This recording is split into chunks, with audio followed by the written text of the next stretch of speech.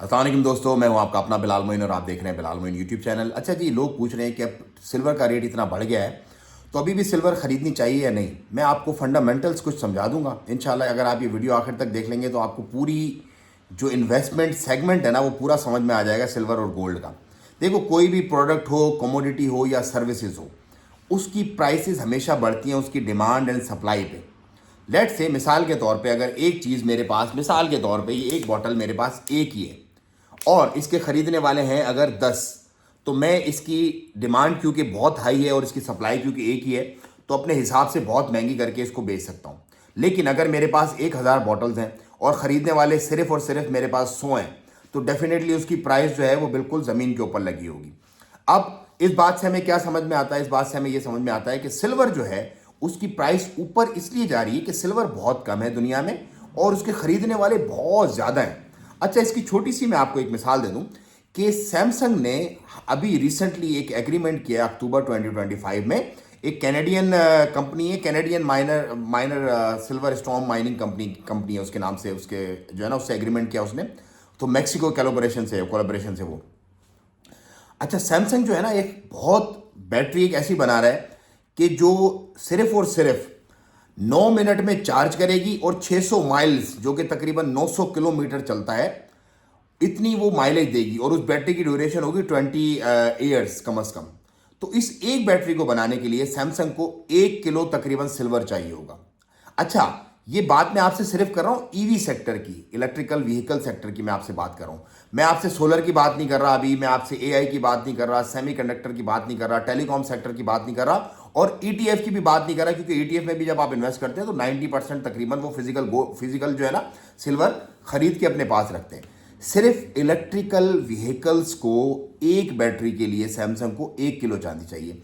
अगर ये कंपनी जो है सिर्फ और सिर्फ कार्स का 20% मार्केट शेयर भी कवर कर लेती है, सिर्फ 20%, 100% नहीं, 90%, 40% नहीं, तो पूरी दुनिया की जो चांदी है, पूरी दुनिया की जो चांदी है वो इस एक कंपनी के लिए भी कम पड़ जाएगी। तो अब बाकी तो सारी जो चांदी है वो आप देखो कहाँ है। तो आपको क्या समझ में आया इससे कमेंट में ज़रूर बताइएगा कि चांदी की डिमांड कितनी है और चांदी की सप्लाई कितनी महदूद है। अच्छा, अब ये तो हो गई थोड़ी सी डिमांड एंड सप्लाई। अब मैं आपको थोड़ा सा बता देता हूँ कि इसको मैनिपुलेट कैसे किया जाता है। देखो, मैं जो भी काम करता हूँ यूएस मार्केट के साथ काम करता हूँ। अच्छा, आपका जो पाकिस्तान से मेरे देखने वाले लोग हैं और जो इंडिया से और जो बांग्लादेश से देखने वाले लोग हैं, आज जो 30 जनवरी 2026 है, आज आपको सुनार क्या रेट दे रहा है 1 किलो का? ये ज़रूर आप कमेंट के अंदर लिखिएगा अभी कि कितने कितने में आपको सुनार 1 किलो जो है वो चांदी दे रहा है। रावा वाली चांदी की मैं बात करूँ, रॉड वाली जो चांदी होती है उसकी जो बार्स होती है उसके ऊपर 20,000 रुपये ऑफकोर्स वो किलो पे एक्स्ट्रा लेते हैं, 25,000 रुपये एक्स्ट्रा लेते हैं मेकिंग के, जो कि बनती नहीं है लॉजिक, लेकिन लोग लेते हैं, मैनिपुलेट करते हैं।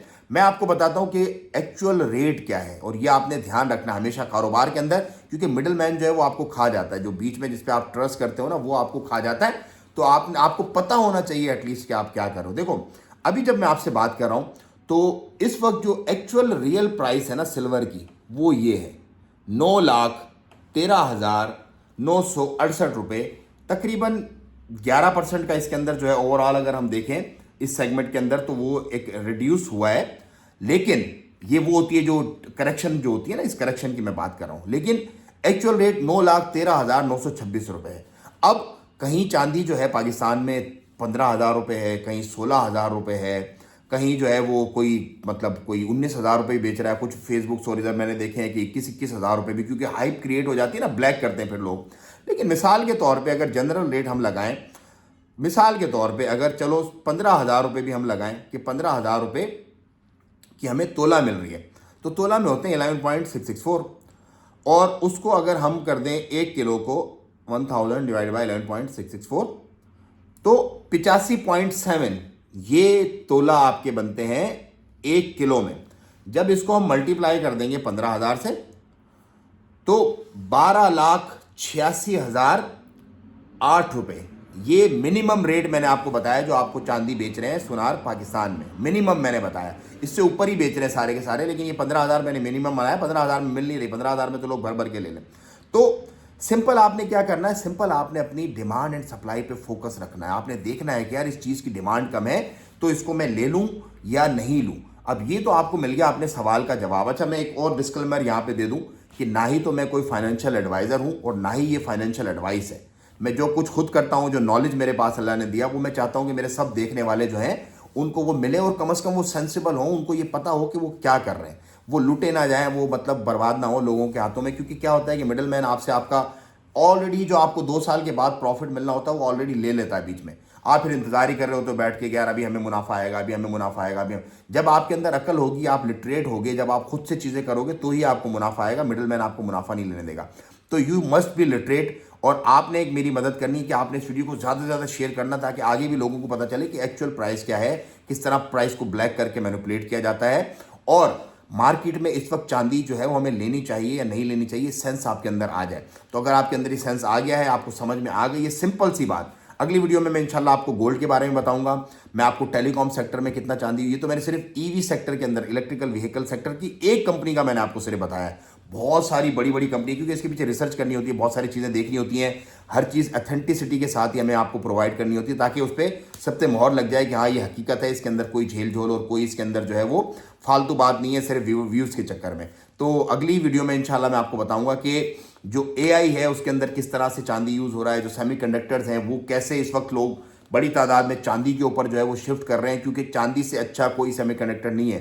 चांदी की जो एक रेशो है ना थ्रो पास करने की, वो ऑलमोस्ट 99% है, ऑलमोस्ट 90, इससे अच्छा कोई कंडक्टर दुनिया के अंदर नहीं है। इसी तरह आपका जो सोलर है, सोलर किस तरह से दुनिया पे छा रहा है, सोलर के अंदर कितना यूटिलाइजेशन ऑफ सिल्वर है। इसी तरह जो सिल्वर की एक बड़ी, बहुत बड़ी जो एक जंग चल रही है, समझ लो एक, और चाइना को लेकर के, वो क्या है, उसके अंदर की क्या कहानी है, ये सारी चीज़ें मैं आपसे शेयर करता रहूँगा इंशाल्लाह। बाकी ये डिप, करेक्शन, अपसाइड, ये अप ट्रेंड, ये चलता रहता है मार्केट के अंदर। कभी भी डिप अगर आपके अंदर आ जाए तो बाय करने का टाइम होता है, वो सेल करने का टाइम नहीं होता। लोग पैनिक में सेल करते हैं, यार पैनिक हो गया यार, सेल कर दो, सेल कर दो। अगर आप लॉन्ग होल्ड क्लाइंट, अगर आप इन्वेस्टर हैं, लॉन्ग होल्ड करने वाले, मतलब आपने लेके रख लिया, आप लॉन्ग कर रहे हैं, कभी भी आपको लॉस नहीं होगा, कभी भी, ये मेरी गारंटी है। लेकिन अगर आप शॉर्ट टर्म बायर है, खबरों पे चलने वाले, अभी वो गिर गया, अभी भागो बेचो, सस्ता महंगा लिया, फिर सस्ता बेचा, फिर दोबारा जब महंगा हो गया फिर खरीदा, फिर जब थोड़ा सा गिरा सस्ता करके बेच दिया, लॉस पे लॉस, ऐसे नहीं करना। जब सस्ता हो, जब डिप आए, जब लोग भाग रहे हो सारे, फिर आपने अपोजिट डायरेक्शन में भागना है, जाके खरीदना है। जब लोग सारे के सारे जो है वो बेचने के चक्करों में हो, तो फिर आपने जाके जब ऊपर जब चला जाए, तो फिर आपने, जब आपको प्रॉफिट मार्जिन मिल रहा है, तो आप अपना थोड़ा थोड़ा बेचते रहें, ताकि आपका प्रॉफिट सिक्योर हो। ये स्ट्रेटेजी में मैं आपको इंशाल्लाह अगली वीडियो में सिखाऊंगा कि कैसे आप अपने रिस्क को जो है वो मिनिमल कर सकते हैं बाय सेलिंग। जो हमारा एक फार्मूला है ना, हमारा फार्मूला है 30-30-30-10।